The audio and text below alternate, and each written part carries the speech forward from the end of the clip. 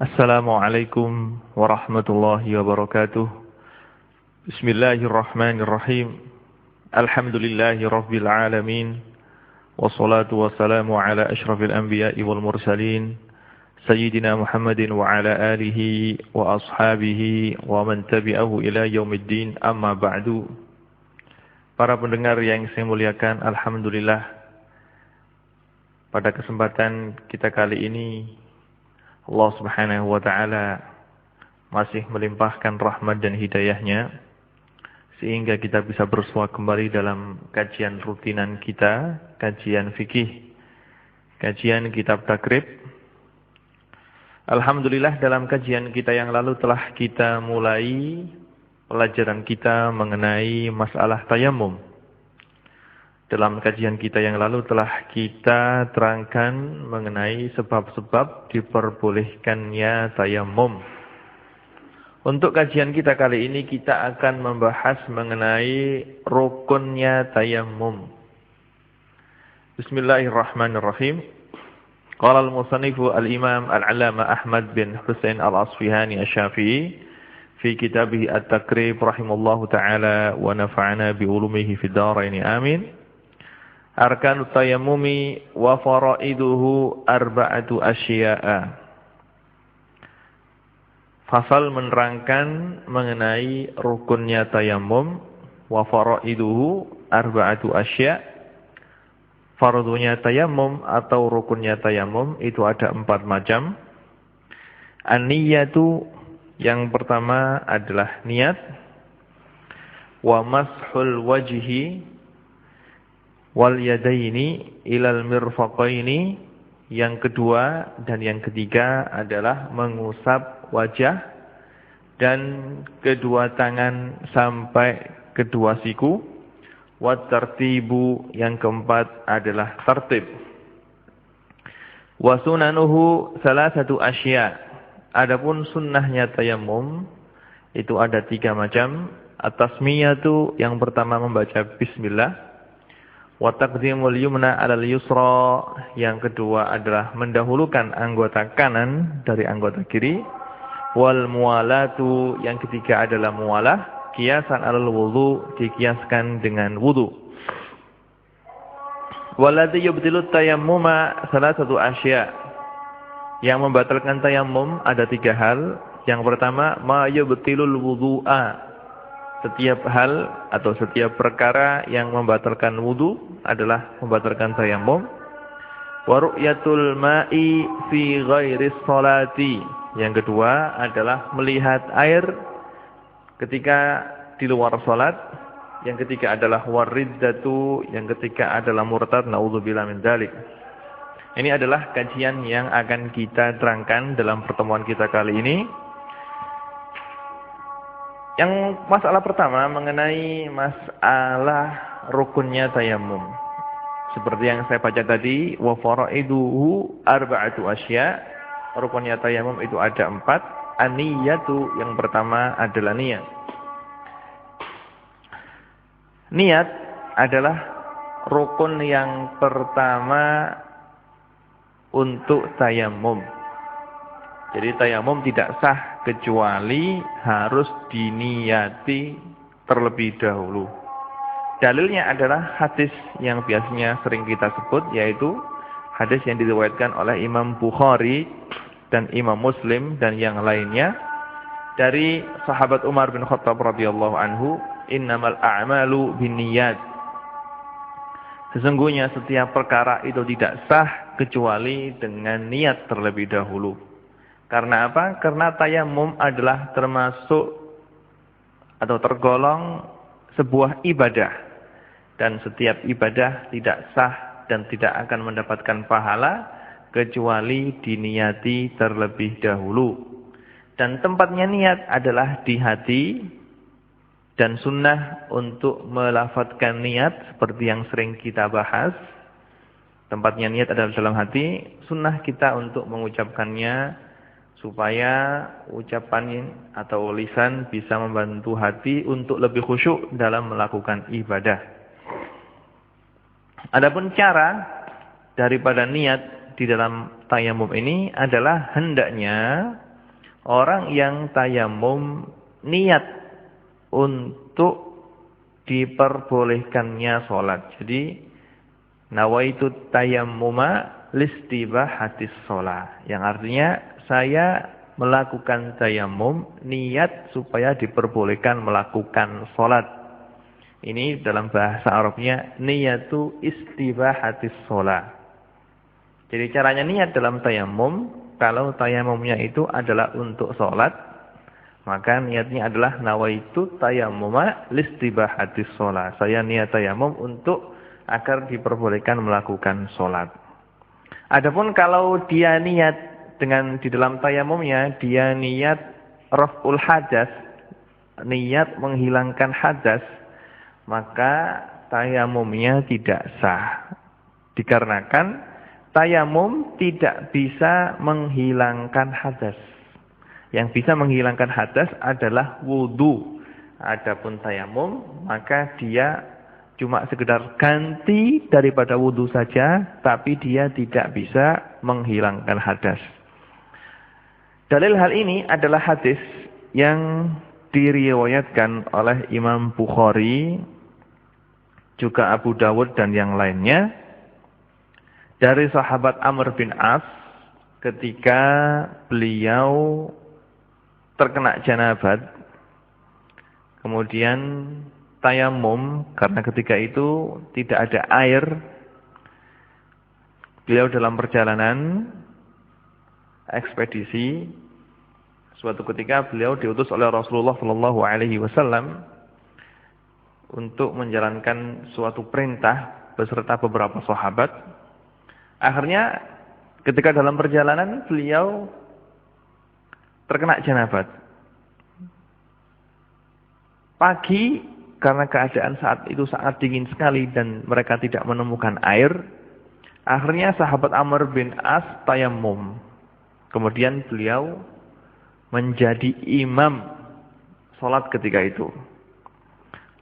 Ketika beliau sampai di Madinah, sahabat Amr bin As menceritakan kejadian yang telah dia alami kepada Rasulullah Shallallahu Alaihi Wasallam. Kemudian Rasulullah Shallallahu Alaihi Wasallam berkata kepada dia, "Asallaita bi ashabika wa anta junubun." Bagaimana kamu kok sholat menjadi imam sedangkan kamu dalam keadaan junub? Lah, kata-kata Rasulullah Shallallahu Alaihi Wasallam, bagaimana kamu menjadi imam sedangkan kamu dalam keadaan junub? Ini menandakan bahwasanya tayamum tidak bisa menghilangkan hadas yang disandang oleh sahabat Amr bin As. Juga para ulama mengatakan seandainya tayamum itu bisa menghilangkan hadas, maka tayamum tersebut tidak akan batal kalau orang yang bertayamum melihat air. Jadi seandainya memang benar-benar tayamum itu bisa menghilangkan hadas, maka tayamum ini tidak akan batal ketika orang tersebut menemukan air. Karena orang tersebut ketika menemukan air tayamumnya batal, seperti yang akan kita jelaskan, maka tayamum bisa diartikan, bisa kita simpulkan tidak bisa menghilangkan hadas. Dia cuma sekedar sebagai ganti daripada wudu ketika orang tersebut tidak menemukan air. Jadi intinya, ringkasnya, cara untuk niat ketika orang mau menjalankan tayamum adalah niatul istibahah. Niat supaya diperbolehkan untuk menjalankan sholat. Kalau dia tayamum untuk mengerjakan sholat, berarti dia niatnya, saya niat tayamum supaya diperbolehkan sholat. Saya niat tayamum supaya diperbolehkan misalnya tawaf dan yang lainnya. Namanya niatul istibahah. Tapi kalau niat raf'ul hadas, saya tayamum untuk menghilangkan hadas, maka niatnya tidak sah. Juga tidak sah niat toharoh. Saya tayamum dengan niat toharoh sesuci, tidak bisa. Niatnya tidak sah. Begitu jika tidak sah, kalau dia berkata nawaitu tayammuma, atau nawaitu fardhu tayammum, atau nawaitu tayammum al-wajib, maka tidak sah juga menurut ulama Syafi'iyah. Jadi tayamum dalam hal ini tidak seperti wudu. Tidak seperti wudu. Terus perlu diketahui bahwasanya kapan seorang yang mau bertayamum itu mengucapkan niatnya. Niat ini diucapkan dalam hati ketika orang tersebut meletakkan kedua telapak tangannya untuk mengambil debu. Jadi ketika dia memukulkan kedua telapak tangannya atau meletakkan kedua telapak tangannya untuk mengambil debu, untuk mengusap wajah, ketika itu dia harus mengucapkan niat. Melafadzkan niat dalam hati. Karena ad-darbu atau naklu turab, ketika dia meletakkan kedua telapak tangan untuk mengusap wajahnya, meletakkan kedua telapak tangan ini termasuk awal kali pekerjaan tayamum. Maka niat harus dilakukan ketika dia meletakkan kedua telapak tangannya untuk mengusap wajahnya. Dan ketika mengusap wajah, niat tersebut harus ada dalam hatinya. Tidak boleh lupa dengan niat yang dia lakukan. Jadi ketika meletakkan tangan ke debu, dia niat. Terus juga ketika mengusap debu dengan kedua telapak tangannya, diusapkan ke wajahnya, dia juga harus niat untuk tayamum. Dan niat tayamum ini oleh para fuqaha, para ulama ahli fikih, dibagi menjadi 4 tingkatan atau 4 derajat. Yang pertama, yaitu kalau orang tersebut ketika tayamum niat agar dia diperbolehkan untuk mengerjakan sholat fardu dan sholat sunnah. Misalnya kalau dia niatnya dia ingin tayamum untuk mengerjakan sholat asar, maka ketika dia tayamum, dia mengucapkan dalam hatinya, nawaitu tayammuma listibahati sholatil asri wa ghairiha minan nawafil. Saya niat tayamum supaya saya diperbolehkan untuk melakukan sholat asar dan sholat sunat yang lainnya. Maka kalau niatnya seperti itu, maka orang tersebut dengan tayamum ini boleh mengerjakan sholat asar dan sholat sunnah yang lain atau hal-hal yang disunatkan yang lainnya. Dan perlu diketahui bahwasanya tayamum itu boleh dilakukan. 1 kali tayamum cuma bisa digunakan untuk mengerjakan 1 sholat fardu saja. Atau 1 kefarduan saja. Tidak boleh kalau misalnya kita tayamum untuk mengerjakan salat asar, untuk mengerjakan salat zuhur misalnya, kita tayamum untuk mengerjakan salat zuhur, kemudian ketika masuk waktu salat asar dia belum batal tayamumnya, belum kentut dan belum melakukan sesuatu yang membatalkan wudu misalnya, maka dia tidak boleh saya langsung salat asar tanpa tayamum terlebih dahulu karena tayamum saya belum batal. Tidak boleh, harus tayamum lagi. 1 kali tayamum cuma bisa digunakan untuk mengerjakan 1 buah kefarduan. Baik itu sholat atau yang lainnya.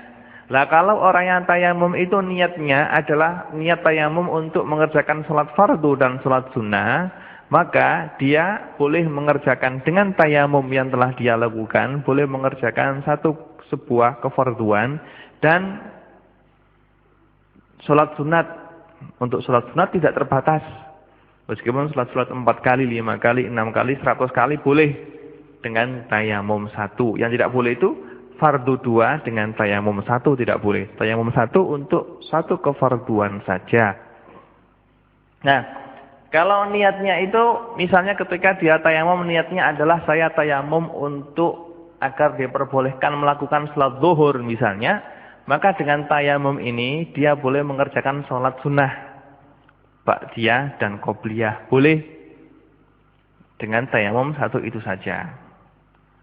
Nah, kalau memang ketika niatnya itu adalah niat salat niat tayamum derajat yang ketiga, kalau dia niat tayamum untuk mengerjakan sebuah kesunatan, misalnya ketika datang waktu duha jam 9 pagi, dia ingin mengerjakan salat duha, lalu dia tayamum, nawaitu tayammuma listibahati salatul duha.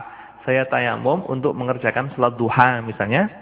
Maka tayamum ini, tayamum yang telah digunakan untuk salat duha, yang diniati untuk mengerjakan salat duha, tidak boleh kita gunakan untuk mengerjakan salat zuhur kalau zuhur waktunya sudah datang. Karena niatnya tadi ketika tayamum adalah tayamum untuk mengerjakan suatu kesunatan. Jadi tayamum yang diniati untuk mengerjakan sebuah kesunatan, tidak boleh tayamum tersebut kita gunakan untuk mengerjakan salat fardu atau hal-hal fardu yang lain yang membutuhkan toharoh seperti tawaf dan yang lainnya. Begitu juga kalau seseorang ketika tayamum dia niatnya adalah saya tayamum supaya bisa mengerjakan sholat tanpa disebutkan apakah itu sholat fardu atau sholat sunnah. Maka dalam hal ini niat seperti ini adalah tayamum ini boleh digunakan untuk mengerjakan sholat sunnah saja, tidak boleh digunakan untuk mengerjakan sholat fardu. Derajat yang terakhir adalah jika dia tayamum dipergunakan untuk mengerjakan sesuatu yang disunnahkan, yang mana sesuatu tersebut tidak disyaratkan harus ada toharoh. Seperti kalau misalnya saya tayamum untuk agar bisa baca Quran misalnya. Atau saya tayamum agar misalnya dia sekarang suci, perempuan suci dari haid dan nifas, mau mandi tidak menemukan air. Maka sebagai ganti daripada mandi, maka dia boleh bertayamum supaya dia halal boleh dikumpuli sama suaminya. Nah, maka dalam hal ini kalau tayamumnya itu demi untuk agar dia bisa halal untuk suaminya, maka tayamum tadi tidak boleh digunakan untuk mengerjakan sholat sunnah atau mengerjakan sholat fardu. Kalau sholat sunnah saja tidak diperbolehkan, maka terlebih sholat fardu maka jelas tidak diperbolehkan min babil aula. Ini adalah mengenai niat di tayamum. Dan niat ini adalah rukun yang pertama. Rukun yang kedua adalah mengusap muka dan mengusap kedua tangan sampai dua siku. Seperti wudu. Karena Allah Subhanahu wa taala berfirman dalam surat Al-Maidah ayat 6, "Famsahu biwujuhikum wa aydikum." Dan usaplah dengan debu yang suci tadi wajah kamu dan kedua tangan kamu. Untuk mengusap wajah ini diharuskan agar semua bagian wajah bisa diusap dengan debu. Jadi seperti wudu. Jadi bagian wajah ini harus terusap semuanya. Tapi tidak wajib orang tersebut menggosok wajahnya dengan debu sehingga dia berusaha untuk agar debu tersebut bisa masuk ke dalam sela-sela kulitnya, pori-pori kulitnya, atau agar debu tersebut bisa masuk ke dalam sela-sela jenggotnya yang tebal. Tidak wajib. Tidak wajib. Yang wajibnya cuma sekedar meratakan wajah dengan debu itu saja. Karena memang kalau kita wajibkan agar meratakan debu sampai debu tersebut nyampe ke pori-pori, maka itu adalah suatu yang mustahil atau sangat sulit untuk dilakukan. Maka dalam hal ini yang dituntut adalah cuma sekedar meratakan wajah dengan debu saja. Bahkan tidak disunatkan untuk meratakan atau menggosok wajah sampai debu nyampe ke pori-pori, itu tidak diwajibkan dan tidak disunatkan. Cuma sekedar meratakan wajah dengan debu saja. Dan juga perlu diketahui, kalau orang tersebut mempunyai jenggot atau cambang yang tebal, yang lebat, maka juga diwajibkan untuk mengusap luar jenggot tersebut. Tidak diwajibkan untuk menyampaikan debu atau masukkan debu ke dalam sela-sela jenggotnya, tidak wajib. Tapi cuma yang wajib adalah untuk mengusap luarnya jenggot dengan debu. Seperti dalam wudu. Adapun kedua tangan, maka harus mengusap kedua tangannya sampai kedua siku. Seperti wudu ya. Jadi tangan diusap, tangan kanan terlebih dahulu sampai siku, kemudian tangan kiri sampai siku. Dalilnya adalah hadis yang diriwayatkan oleh seperti hadis yang disebutkan oleh Imam Ibnu Hajar dalam Bulughul Maram, at-tayammumu darbatani, darbatun lil wajhi wa darbatun lil yadaini ilal mirfaqaini. Tayammum adalah 2 kali pukulan. Maksudnya pukulan untuk 2 kali pukulan, yakni memukul debu dengan kedua telapak tangan maksudnya. Pukulan yang pertama adalah untuk mengusap wajah. Dan pukulan yang kedua adalah untuk mengusap kedua tangan sampai kedua siku. Dan hal ini dikiaskan dengan wudu. Kalau wudu yang wajib dalam wudu itu adalah membasuh kedua tangan sampai kedua siku, maka juga dalam hal ini yang wajib untuk diusap adalah kedua tangan sampai kedua siku. Ini adalah mazhab Imam Syafi'i di mazhab Al-Qadim.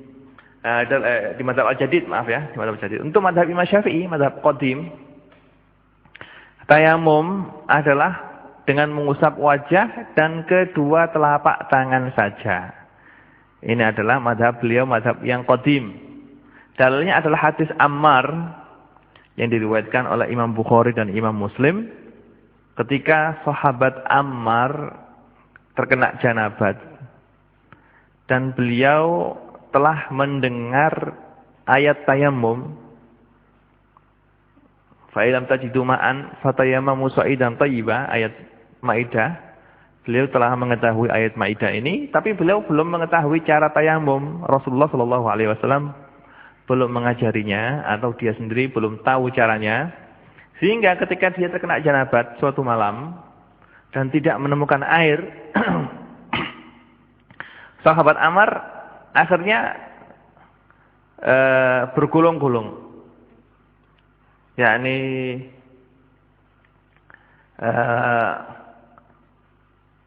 mengusap semua badannya dengan debu.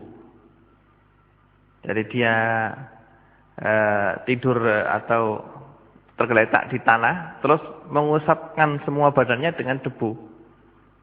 Semua badannya dia usap dengan debu. Dipikir tayamum itu seperti mandi.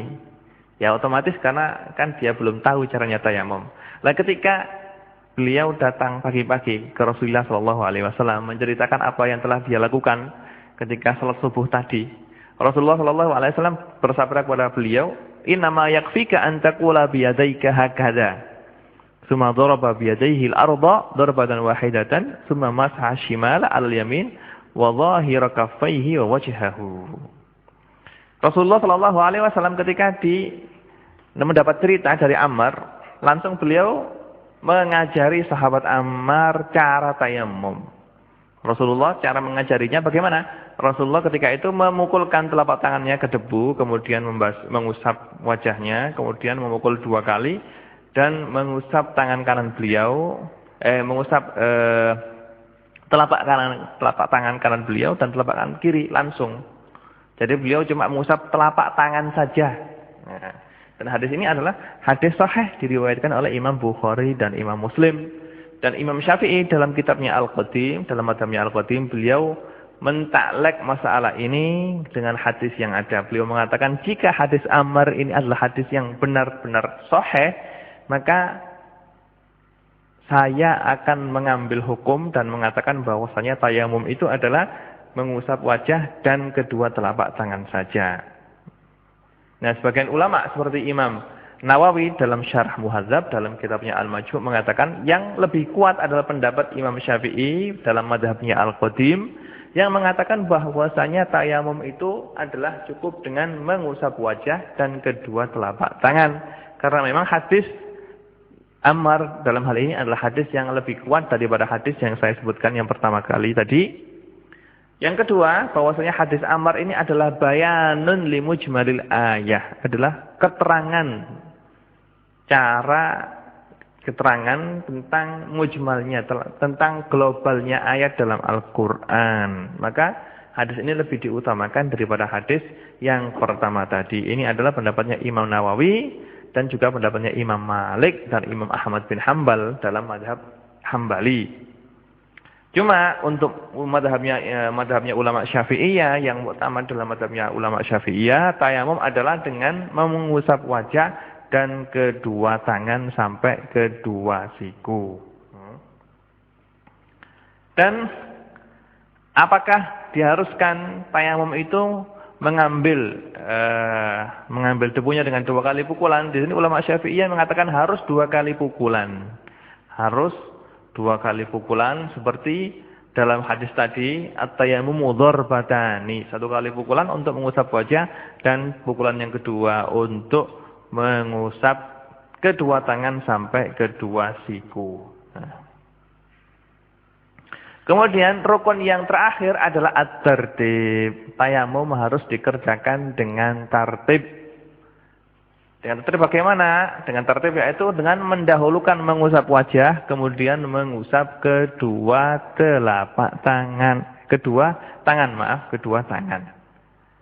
Jadi caranya tayamum adalah, kalau kita terangkan secara ringkas, cara tayamum adalah kita ambil debu, atau kalau sudah ada debu misalnya di pelataran rumah, kita ambil debu tersebut, kita pukulkan, kita letakkan tangan kita ke tempat yang banyak debunya.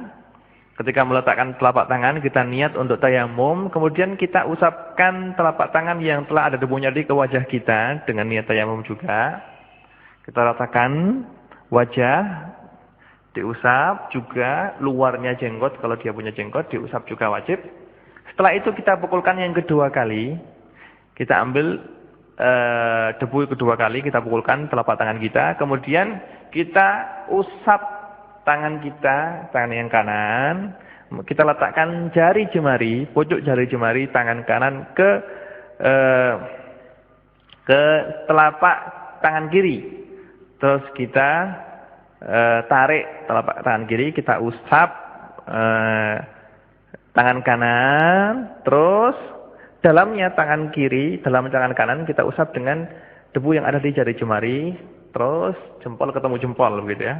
Begitu juga kita lakukan dengan tangan kiri kita. Itu adalah tayamum yang sangat sederhana sekali. Yang mana kebanyakan orang tidak ngerti tayamum itu ketika sebagian teman-teman yang ada di sini pergi ke haji. Banyak sekali jamaah haji yang ketika itu tidak bisa mengerjakan cara tayamum dan tidak bisa. Jadi bahkan banyak sekali santri sendiri atau mahasiswa yang belajar ilmu agama tidak ngerti cara tayamum, dikira tayamum itu seperti wudu. Maka ini tidak layak. Jadi tayamum ini adalah suatu yang gampang untuk dilakukan. Maka setiap orang muslim harus bisa untuk mengerjakan, harus tahu cara-cara tayamum. Siapa tahu tayamum ini dalam suatu ketika akan dia butuhkan. Kalau misalnya dia dalam keadaan sakit, terus dokter mengatakan tidak boleh memakai air, maka secara otomatis kalau dia batal tidak punya wudu, mau sholat bagaimana? Maka dia mau tidak mau harus sholat dengan tayamum. Maka tayamum ini harus diajarkan. Setiap orang atau setiap muslim harus bisa untuk mengerjakan tayamum. Karena hal ini adalah sangat dibutuhkan dalam kehidupan kita sehari-hari. Kemudian mengenai sunnahnya tayamum, di sini Imam Abi Suja menyebutkan 3 hal yang menjadi sunnahnya tayamum. Yang pertama at-tasmiyah, membaca bismillah. Sebelum kita tayamum, sebelum niat, kita membaca bismillah. Karena Rasulullah SAW telah bersabda, "Kullu amrin dibalin la yubda'u fihi bismillah fa huwa aqta." Dalam satu riwayat fa huwa ajdam.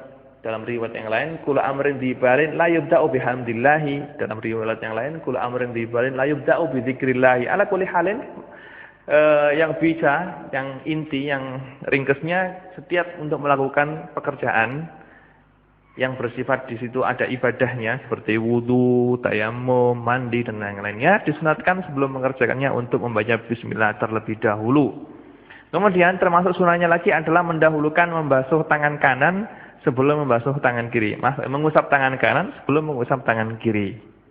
Mengusap tangan kanan sebelum mengusap tangan kiri. Kemudian sunah yang terakhir adalah al-muwalah. Al-muwalah adalah berturut-turut. Jadi jangan sampai di sana ada pemisah antara mengusap wajah dengan mengusap kedua tangan. Setelah mengusap wajah disunatkan langsung mengusap kedua tangan. Jangan sampai mengusap wajah terus ngomong-ngomong dahulu sampai lama baru mengusap kedua tangan. Jadi muwalah di sini adalah sunnah kecuali untuk orang yang daimul hadas seperti dalam masalah wudu yang kita jelaskan kemarin. Kalau orang tersebut adalah orang yang daimul hadas, orang yang punya istihadah misalnya, atau orang yang punya penyakit beser, ya, maka tayamum dia muwalah atau berturut-turut membasuh secara langsung hukumnya adalah wajib bukan sunat lagi. Dan Imam Al-Bajuri dalam Hasyiah Bajuri beliau mengatakan setiap sunnah yang disunatkan dalam wudu, kalau sunat tersebut bisa diterapkan dalam tayamum, maka sunat tersebut adalah disunnahkan juga. Maka dalam hal tayamum ini disunatkan bismillah, membaca bismillah, juga disunatkan untuk melakukan siwak terlebih dahulu karena Rasulullah sallallahu alaihi wasallam telah bersabda, "Laula ana asyqa ala ummati la amartuhum bisiwaki inda kulli wudu'in." Karena siwak ini juga bisa dilakukan dalam tayamum, maka disunatkan juga sebelum kita tayamum untuk bersiwak terlebih dahulu. Kemudian termasuk hal lain yang tidak disebutkan dalam hal ini adalah membaca doa setelah tayamum. Kalau kemarin disunatkan membaca doa setelah wudu, maka juga disunatkan di sini membaca doa setelah tayamum. Juga termasuk yang disunatkan lagi adalah untuk mengusap wajah yang atas dulu. Jadi yang perlu diusap kalau mengusap wajah adalah mengusap atas wajah dulu baru yang bawah. Seperti dalam wudu di sana disunatkan hal tersebut.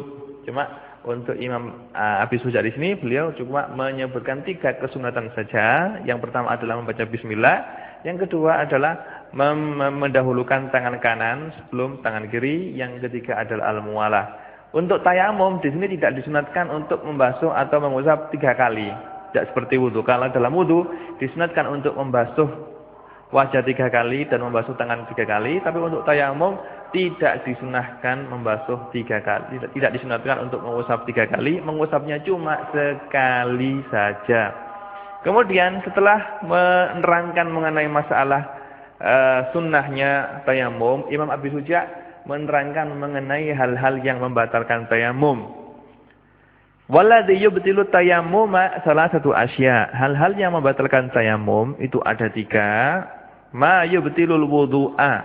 Yang pertama adalah setiap perkara yang membatalkan wudu, maka perkara tersebut juga membatalkan tayamum. Karena wudu itu adalah yang asli, dan wudu ini adalah yang lebih utama, dan wudu ini adalah yang menghilangkan hadas, maka setiap sesuatu yang membatalkan wudu, maka hal-hal tersebut juga membatalkan tayamum. Kentut, tidur, hilangnya akal, terus menyentuh kemaluan, hal-hal tersebut adalah membatalkan wudu juga membatalkan tayamum. Kemudian yang kedua, dalilnya adalah ini ya. Yang kedua adalah melihat air atau menemukan air. Yang kedua yang membatalkan tayamum, kalau orang tersebut telah melakukan tayamum, terus setelah melakukan tayamum terus dia melihat air, maka batallah tayamumnya. Tayamumnya batal. Ketika telah tayamum terus turunlah hujan, nah maka secara otomatis tayamumnya batal. Karena Rasulullah SAW telah bersabda sebagaimana yang diriwayatkan oleh Imam Tirmidzi dan yang lainnya, as-sa'idu thayyibu tahurul muslim walau lam yajidil ma'a 10 sinin fa idza wajadal ma'a falyumissahu basyaratahu. Yang artinya debu yang suci adalah alat untuk bersuci bagi orang muslim. Meskipun dia tidak menemukan air selama 10 tahun, yang penting kalau dia tidak ada air baik 10 tahun atau berapa tahun, maka dia boleh untuk melakukan tayamum sebagai ganti daripada wudu. Fa idza wajadal ma'a, kalau dia menemukan air, falyumissahu basyaratahu, maka hendaklah dia wudu dan atau mandi, menyentuhkan air ke kulitnya. Jadi tayamum batal secara otomatis kalau orang tersebut menemukan air atau melihat air. Ini kalau memang tayamumnya tadi adalah karena dia tidak ada air. Tapi kalau tayamumnya itu karena sakit misalnya, maka melihat air bukanlah hal yang membatalkan tayamum. Misalnya kalau si fulan itu lagi sakit di rumah sakit misalnya, terus kata dokter tidak boleh pakai air, terus dia tayamum untuk sholat. Lah, ketika setelah selesai tayamum, terus dia melihat air, maka dengan melihat air tidak batal tayamumnya. Karena apa? Karena dia tayamum tadi itu karena menghindari air. Yang batal tayamumnya karena melihat air ini adalah kalau orang tersebut tayamum karena memang tidak ada air. Kalau menemukan air maka wajib dia untuk berwudu. Ini kalau memang dia melihat air ketika dia belum melakukan sholat. Tapi kalau dia melihat air ketika dalam sholat, kita lihat.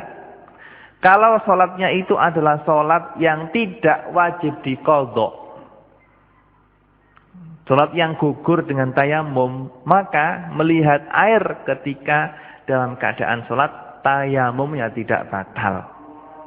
Atau dengan cara yang lain, dengan bahasa yang lain, kalau dia tayamum di tempat yang memang kebiasaannya tidak ada air, terus dia tayamum, terus ketika sholat dia melihat air, maka tayamumnya tidak batal dan secara otomatis sholatnya juga tidak batal pula.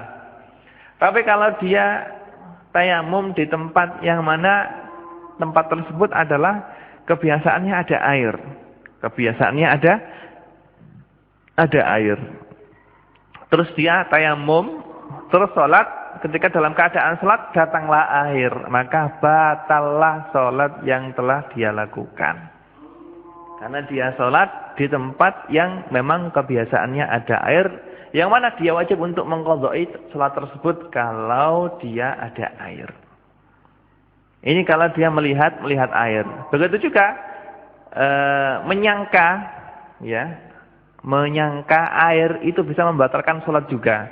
Membatalkan tayamum juga kalau orang tersebut menyangka ada air di luar sholat. Maksudnya gimana? Kalau misalnya saya tayamum karena tidak ada air, terus saya melihat di kejauhan seakan-akan di sana ada hujan. Saya menyangka bahwasanya di jauh sana itu ada hujan.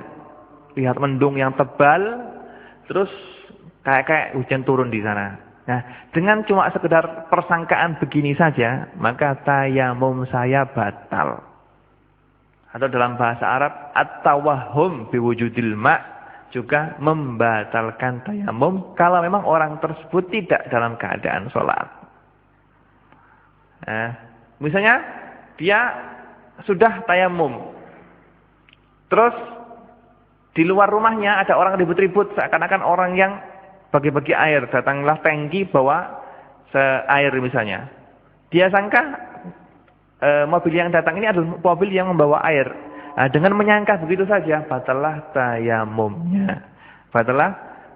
Jadi menyangka adanya air bisa membatalkan tayamum kalau orang tersebut tidak dalam keadaan sholat. Kalau orang tersebut dalam keadaan sholat, maka kita lihat kalau tempat yang dia lakukan sholat itu adalah tempat yang biasanya tidak ada air, maka tayamumnya tidak batal.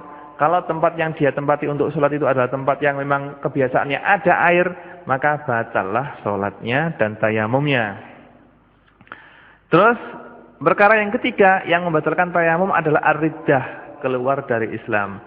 Kalau ada orang yang melakukan tayamum terus dia murtad, maka batallah tayamumnya.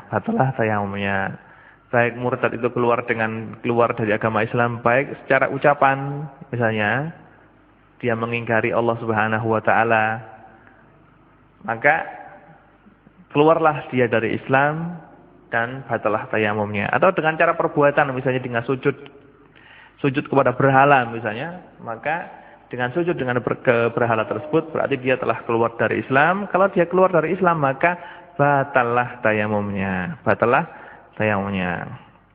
Kemudian setelah menerangkan hal-hal yang membatalkan tayamum, Imam Abi Suja menerangkan cara wudu bagi orang yang tangannya terluka atau tangannya yang ada perbannya. Yang insya Allah masalah ini akan kita terangkan dalam kajian kita yang akan datang. Sebelum kita tutup kajian kita, di sini ada sebuah pertanyaan dari pendengar setia kita, yaitu Bapak Mardi, yang mengatakan ada hadis yang menyebutkan tayamum sebagai pengganti mandi wajib atau janabat.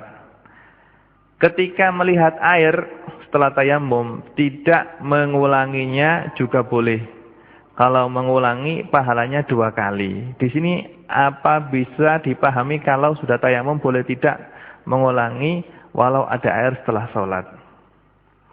Jadi kalau orang tersebut dari tayamum ini adalah sebagai ganti daripada wudhu, juga sebagai ganti daripada mandi. Meskipun tayamum ini adalah sebagai ganti daripada mandi, maka tetap yang diusap adalah wajah dan kedua tangan. Nah, kalau orang tersebut telah melakukan tayamum, terus melihat air sebelum dia sholat, maka secara otomatis tayamumnya batal dan wajib untuk mandi dengan air. Jadi tidak ada yang namanya, ada hadis yang menyebutkan tayamum sebagai pengganti mandi wajib ketika melihat air setelah tayamum tidak mengulanginya lagi, tidak. Kalau dalam mazhab Syafi'i, dan untuk hadis yang disebutkan oleh Pak Mardi ini saya juga belum tahu hadis yang mana, karena setahu saya hadis ini tidak ada hadis seperti ini. Jadi yang ada adalah hadis Rasulullah SAW yang telah saya sebutkan tadi, yang diriwayatkan oleh Imam Tirmidzi, yang bunyinya fa'idza wajadal ma'a falyumissa basyaratahu. Kalau dia melihat air dan menemukan air, maka hendaklah dia memakai air tersebut untuk mandi atau wudu. Ini adalah hadis Tirmidzi yang ada. Jadi kalau orang tersebut melakukan tayamum karena dia janabat dan tidak menemukan air, setelah dia tayamum, terus dia mendapatkan air, maka tayamum yang telah dia lakukan batal dan wajib dia untuk mengulangi mandi janabat dengan memakai air. Tidak boleh dia sholat dengan memakai tayamum yang telah dia lakukan tadi. Terus, apa bisa dipahami kalau sudah tayamum boleh tidak mengulangi? Nah, ini masalah mengulangi sholat. Masalah mengulangi sholat ini kita lihat. Kalau dia tayamum karena tidak ada air, tayamum karena tidak ada air, seandainya tempat yang dia buat sholat itu, tempat dia berada, itu adalah tempat yang memang kebiasaannya tidak ada air, maka orang tersebut tidak wajib untuk mengqadha sholat yang telah ia lakukan dengan tayamum tadi. Tapi kalau tempat dia berada, tempat dia sholat itu adalah tempat yang kebiasaannya ada air. Terus suatu ketika musim kemarau tidak ada air, terus dia melakukan sholat dengan tayamum, maka sholat tersebut wajib untuk diqadha. Sholat tersebut wajib untuk diqadha. Adapun orang yang tayamum karena sebabnya adalah sakit, berdasarkan imbauan dokter bahwasanya kalau kamu pakai air nanti sakit kamu akan bertambah, jangan sampai pakai air, mau sholat pakai tayamum saja. Kalau memang tayamum yang dia lakukan sebabnya adalah karena sakit, maka kalau dia sembuh tidak wajib untuk mengulangi sholat yang telah dia lakukan dengan tayamum tadi. Yang kedua, hadis yang muttafaq alaihi, cara tayamumnya cuma 1 kali tepuk. Apa boleh hanya 1 kali tepuk saja? Untuk mazhab Syafi'i, tayamum harus pakai 2 kali tepukan, harus memakai 2 kali pukulan. Pukulan yang pertama untuk membasuh untuk membasuh wajah, pukulan yang kedua untuk membasuh kedua tangan. Jadi at-tayammumu dzarbatani, dzarbatun lil wajhi wa dzarbatun lil yadaini ilal mirfaqaini, dan ini adalah yang ada dalam mazhab Syafi'i. Tapi Imam An-Nawawi dalam kitabnya di kitabnya Aslur Raudhah beliau mengatakan yang wajib adalah meratakan wajah dengan debu, juga meratakan dua tangan dengan debu saja. Baik itu pakai 1 kali tepuan atau 2 kali tepuan atau 3 kali tepuan, tidak ada masalah. Cuma untuk mu'dhamul ashab, kebanyakan ashab Syafi'i mengatakan harus pakai 2 kali pukulan.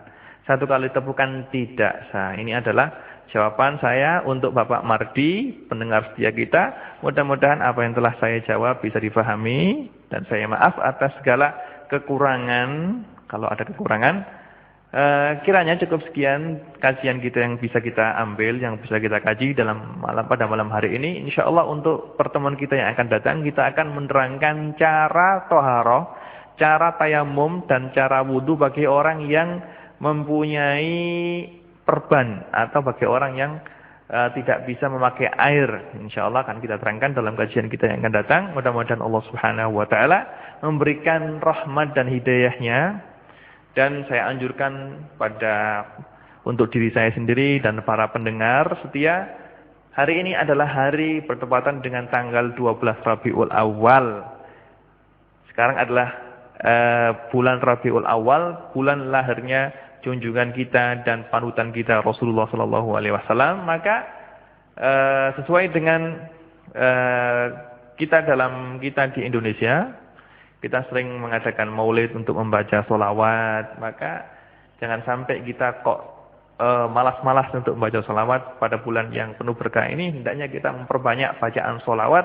Mudah-mudahan kita nantinya pada hari kiamat mendapatkan syafaat dari Rasulullah sallallahu alaihi wasallam. Nasallallahu subhanahu wa ta'ala ayarzuqana ilman nafi'a wa yarzuqana al-amal bihi wa ja'ala ilmana hujjatan lana la hujjatan 'alaina wa sallallahu ala sayyidina Muhammadin wa ala alihi washabbihi wasallam. Subhana rabbika rabbil izzati amma yasifun wa salamun alal mursalin walhamdulillahi rabbil alamin.